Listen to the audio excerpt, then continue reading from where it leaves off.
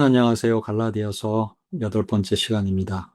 갈라디아서 5장 2절부터 12절까지를 함께 공부하겠습니다. 자, 첫 번째 문제부터 풀어보겠습니다.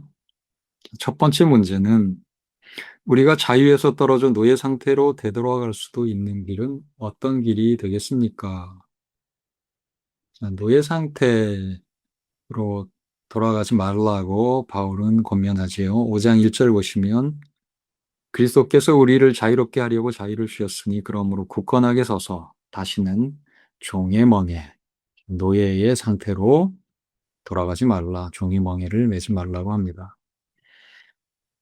자, 이 종의 상태, 노예의 상태는 어떤 상태일까요? 갈라디아 4장 8절을 보면 우리가 알 수 있습니다. 내가 이후로는 종이 아니요 아들이니. 자, 종의 상태는 아들과 대조된 상태, 하나님의 자녀된 상태와 대조된 상태입니다. 자, 하나님의 자녀의 상태는 어떻습니까? 아들이면 하나님으로 말미암아 유업을 받을 자니라. 하나님에게서 하나님의 나라 상속받는 그런 상태입니다. 상속자의 상태입니다. 하나님의 나라를 유업으로 받는다. 유업은 상속을 뜻하기도 하고요. 이것은 영원한 소유를 가리킵니다. 자, 하나님의 나라는 영원한 나라일 텐데 그 하나님의 나라를 영원히 소유하려면 영생해야 되겠죠. 그래서 또한 영생을 상속받게 되는 것입니다. 영원히 하나님 나라를 상속받는 영원히 사는 그런 존재, 하나님의 자녀의 모습입니다. 그러한 하나님의 자녀의 모습의 그 이전 상태, 그 이전 상태는 노예 상태인데, 자, 그러나 너희가 그때는 하나님을 알지 못하여 본질상 하나님이 아닌 자들에게 종노릇하였더니, 자, 하나님이 아닌 것, 무상이죠. 다른 신을 섬긴 상태 또는 피조물을 섬기는 상태, 마귀를 섬기는 상태, 마귀가 시키는 대로 죄를 짓는 상태, 이런 상태가 바로 노예 상태인 것입니다. 자, 이런 상태로 돌아가서는 안 되겠죠. 하나님의 자녀, 하나님으로부터 영생과 하나님 나라를 상속받는 그런 상속자의 상태에서 이방신을 섬기는 상태로 돌아가서는 안 되겠죠.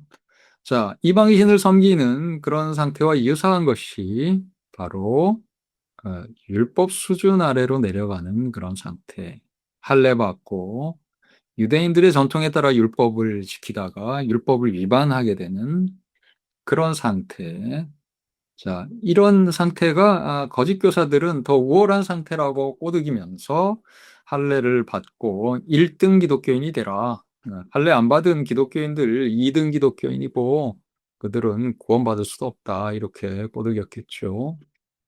그러나 바울은 할례를 받는 것은 오히려 자유인의 상태에서 노예 상태로 내려가는 것이다. 마치 이방신을 다시 섬기는 상태로 돌아가는 것과 같이 열등한 상태로 돌아가는 것이다. 라고 지적하고 있는 것입니다. 다음 문제를 보겠습니다.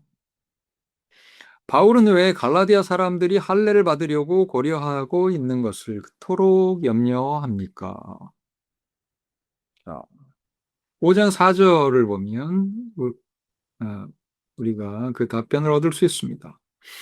율법 안에서 의롭다함을 얻으려 하는 너희는 그리스도에게서 끊어지고 은혜에서 떨어진 자로다.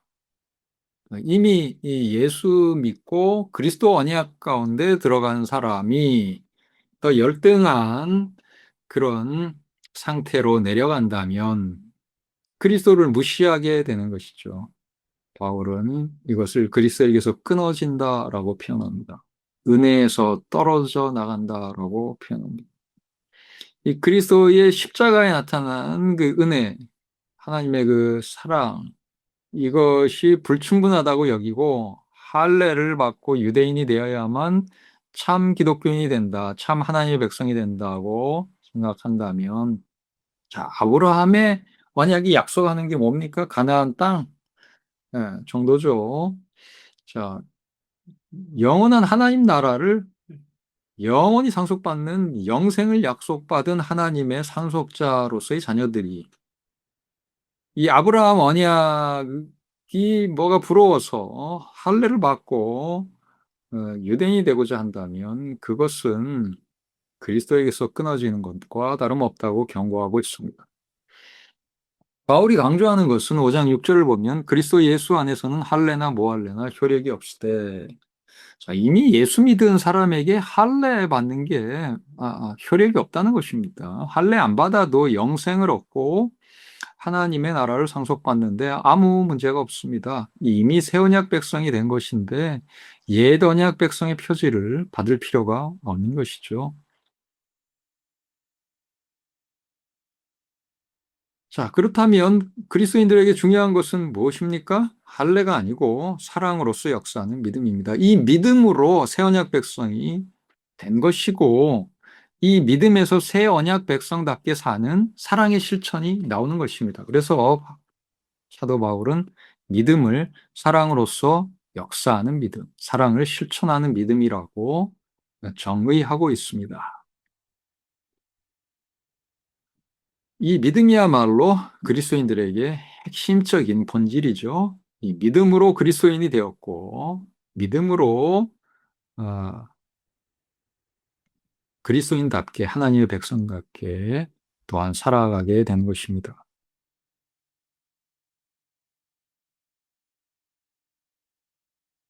다음 문제입니다. 바울은 갈라디아 사람들이 율법으로 말미암아 의롭다함을 받으려 한다고 말하는데 이때 바울이 의미하는 바는 무엇입니까? 율법으로 말미암아 의롭다함을 받으려 한다.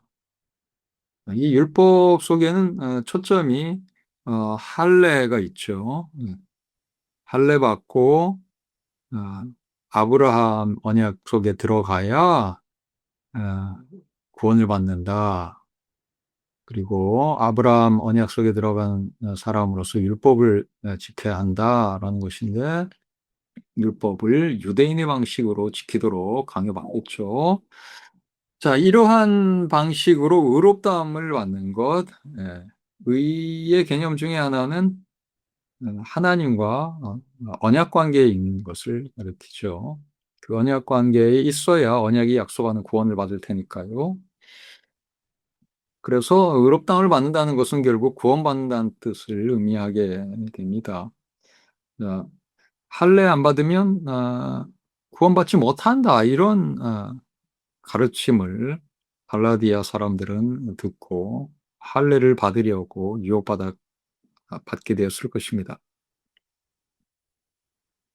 자, 율법으로 말미암아 의롭다함을 받으려 하는 것, 이것은 할례 받고 유대인이 되어 참 언약 백성이 된다고 생각하고 또 유대인의 방식으로 율법을 지키며 사는 그런 것을 가리킨다 할 수 있습니다. 다음 문제입니다. 만약 갈라디아 사람들이 할례를 받으려고 즉 율법으로 말미암아 자기들 스스로를 의롭게 하려고 정말로 결심한다면 바울은 이에 따르는 필연적 결과가 무엇이라고 말합니까? 네. 자, 그 필연적 결과는 5장 4절에서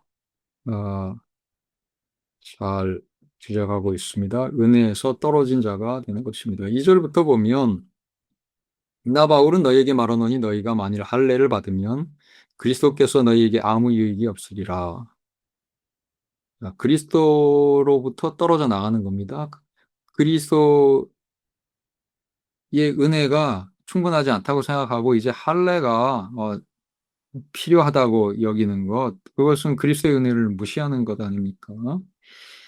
3절 내가 할례를 받는 각 사람에게 다시 증언하노니 그는 율법 전체를 행할 의무를 가진 자라. 자, 할례 받는 의미가 어떤 의미인지 바울은 설명하고 있습니다. 거짓 교사들은 할례를 받으면 참 언약 백성이 된다. 이렇게 꼬드기겠지만 바울은 그 다음 과정도 생각해 보게 하는 겁니다.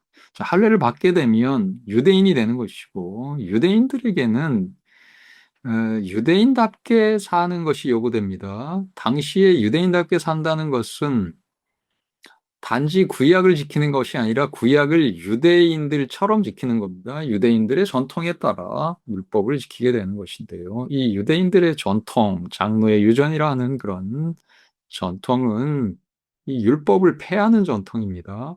오히려 율법을 어기게 되는, 율법을 지킨다는 그런 명분으로 사실상 율법을 어기는 각종 그 전통, 고르반 전통과 같은 그런 각종 전통들이 있었는데 그렇게 살게 되는 것이죠. 그래서 오히려 율법을 어기게 되는 것입니다. 자, 그러나 그리스도인들은 믿음으로 이미 언약 백성이 되었고 그 믿음에 따라 성령의 소욕대로 살면 어떤 일이 발생합니까? 네, 성령의 열매인 사랑의 열매를 맺습니다. 이 사랑이 무엇입니까? 네, 하나님 사랑, 이웃 사랑, 네, 율법의 핵심 정신인 것이죠. 그래서 율법을 오히려 아, 지키게 되는 것이고 성취하게 되는 것입니다. 예, 다음 문제입니다. 5장 5절 6절은 그리스도인으로서 살아가는 것이 어떤 모양인지 무엇을 말합니까? 예, 그리스도인으로 살아가는 것은 성령으로 믿음을 따라 살아가는 것입니다. 그리스도인이 되는 과정에서 성령은 역사합니다. 예수님을 믿게 하지요. 예, 성령으로 말미암지 않고는 예수님을 주라고 고백할 수가 없겠죠. 예수님을 믿게 하는 것은 성령이 역사입니다. 그리고 그렇게 예수를 믿은 자에게 또 성령이 부어집니다. 그래서 그리스도인들이 하나님의 뜻에 따라서 살도록 합니다. 이 성령을 따라서 행하면 율법의 요구를 이루는 삶을 살게 됩니다. 할례받고는 율법을 오히려 어기는 유대인의 전통에 따라 사는 자들이 되겠지만 예수님을 믿는 사람들에게는 성령께서 율법의 그 의도대로 살도록 인도하시죠. 의의 소망을 기다리더니 그리스도 예수 안에서는 할례나 무할례나 효력이 없으되 사랑으로서 역사하는 믿음뿐이니라. 네, 바로 이 믿음은 사랑을 실천하는 믿음인 것입니다.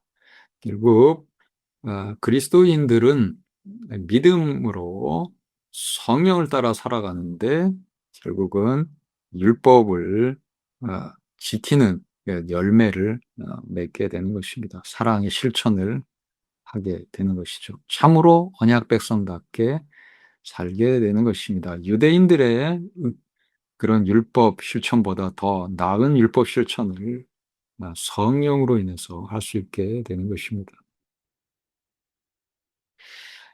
다음 문제 해보겠습니다. 만약 나를 향하신 하나님의 호의가 그분에 대한 나의 순종에 달려 있지 않다면, 하나님의 은혜, 이것은 나의 순종을 전제하지, 조건으로 전제하지 않는다면, 그것이 오히려 내가 하나님께도 불순종하도록 만드는 것은 아닌가. 자, 이런 반문을 우리가 던질 수 있죠. 이것에 대해서 5장 6절에서 묘사되는 믿음은 어떻게 답합니까? 자, 5장 6절은 사랑으로서 역사하는 믿음을 언급하고 있습니다. 자, 하나님의 은혜로 우리가 구원을 받죠. 그 하나님의 은혜로 언약 백성이 되었죠. 언약 백성이 될 때 예수 믿으면 언약 백성이 되는 것이지 우리가 충분히 선을 행해야 언약 백성이 되는 것 아닙니다. 자, 그런데 그런 과정으로 그리스도인이 된다면 그리스도인이 된 후에도 불순종하게 되는 것이 아닌가. 자, 이런 의문을 가질 수 있는데 바울은 뭐라고 말합니까? 사랑으로서 역사하는 믿음이라고 표현하고 있습니다. 자, 믿음에서부터 진정한 순종이 나오는 것입니다. 사랑이라는 실천이 나오는 것입니다. 자, 그래서 하나님께 불순종하게 되는 것이 아니고요. 진정한 순종이 이루어지는 것입니다. 이 믿음을 지식적 믿음으로 오해하면 그런 지식에서 어떤 실천이 나올 수는 없겠죠. 그러나 이것은 아 지식적 믿음이 아닙니다. 언약 관계의 신실한 언약에 들어가는 믿음이기도 하고 언약 관계에 신실하게 언약의 요구를 지키는 그런 순종을 포함하는 믿음인 것이죠. 자, 이 믿음을 가진 자에게 성령께서 역사하시고 우리가 하나님의 뜻을 순종하지 않을 수밖에 없는 예, 순종할 수밖에 없는 그런 상태로 우리를 인도하시는 것입니다.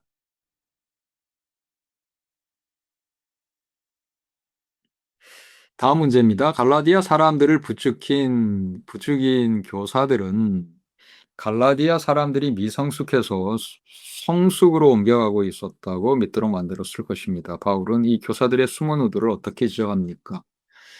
예, 이 거짓 교사들은 할례 안 받은 이방 그리스도인들은 성숙하지 못한 상태에 있다. 진짜 기독교인이 아니다.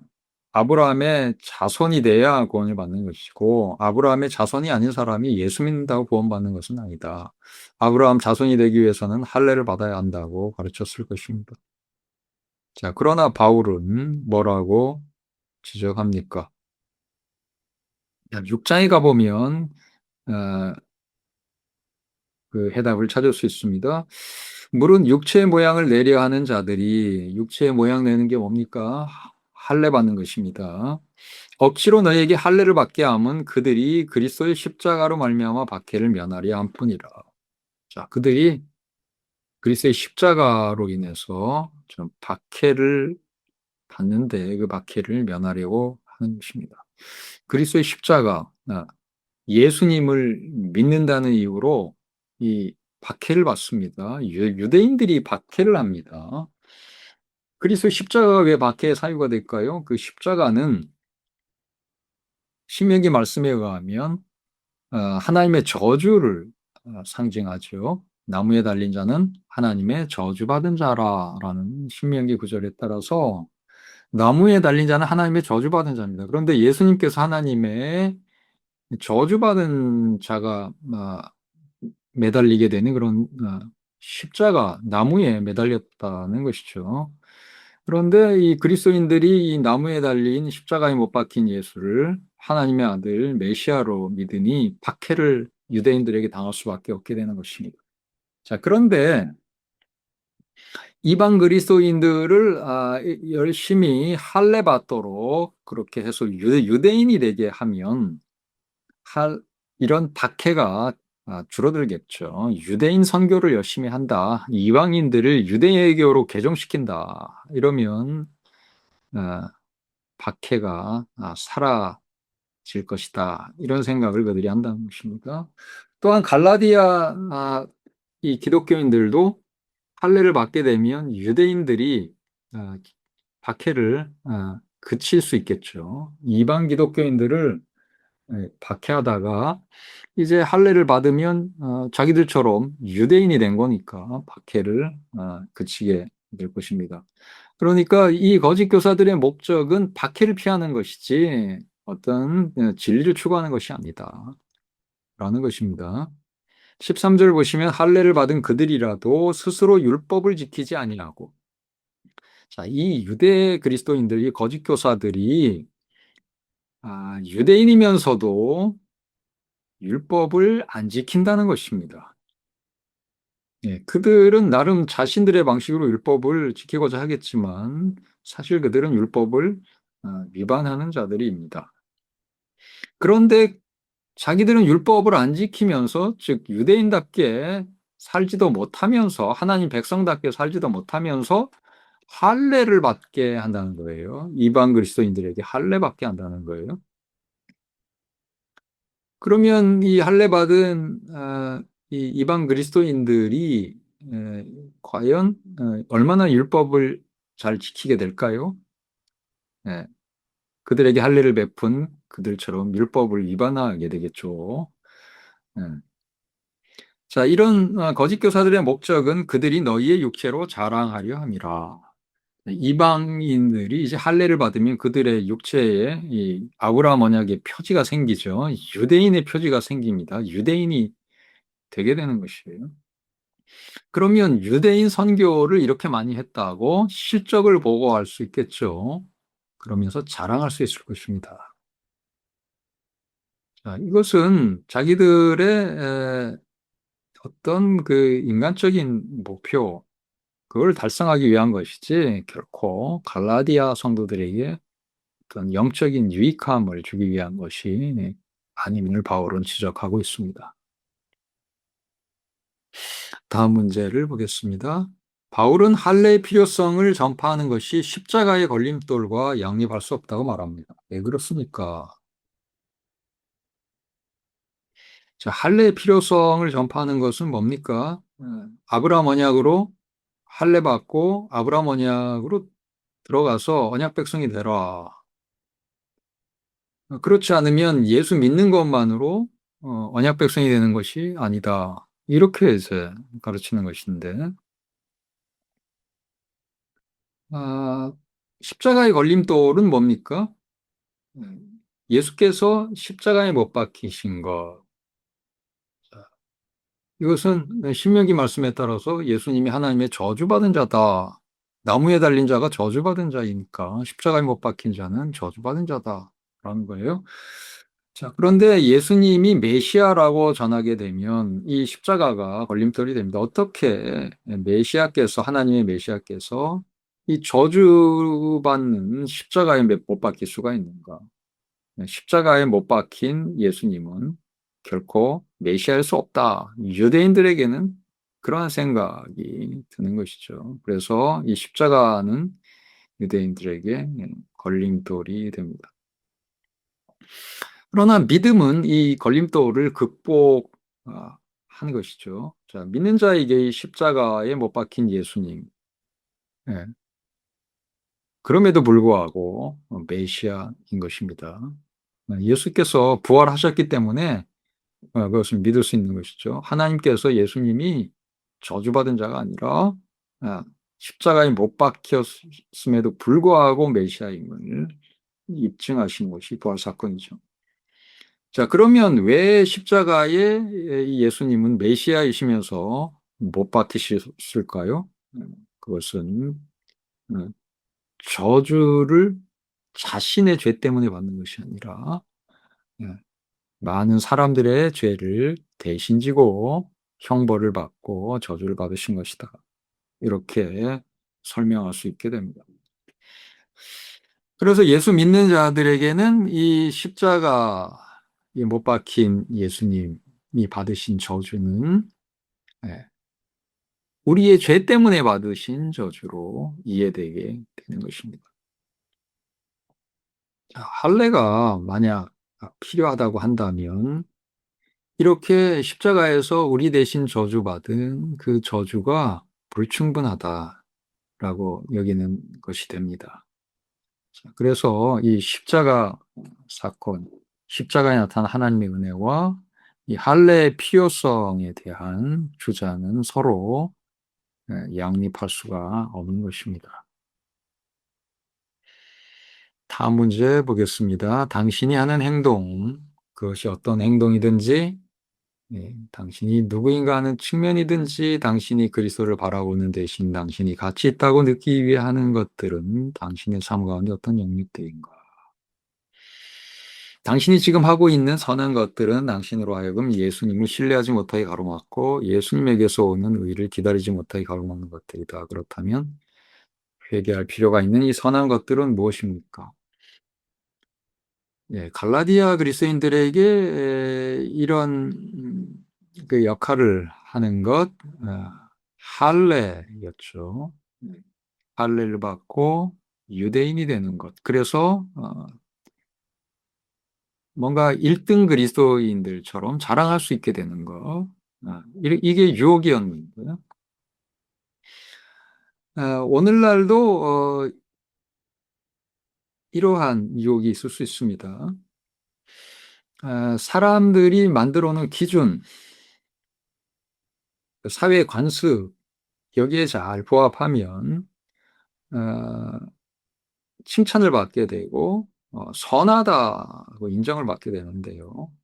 이러한 기준들은 과연 하나님의 기준에 부합하는지 검토될 필요가 있습니다. 그리스도인들끼리 공유하는 기준이라고 할지라도 그 기준이 성경에 부합하지 않을 수가 있어요. 자, 그렇다면 이 동료 그리스도인들에게 칭찬받는 것, 인정받는 것도 하나님의 이렇게 인정받는 길, 칭찬받는 길이 아닐 수가 있습니다. 아, 그래서 우리는 이런 사람에게 칭찬받기 위한 각종 그 선한, 우리가 생각하는 소위 선한 것, 하나님이 보시기에 선하지 않을 수 있지만 사람이 보기에 선한 것. 자, 그런 것들을 이제 추구하는 것들을 우리가 회개해야 할 것입니다. 자, 오늘 공부는 여기까지 하겠습니다. 여러분, 수고하셨습니다.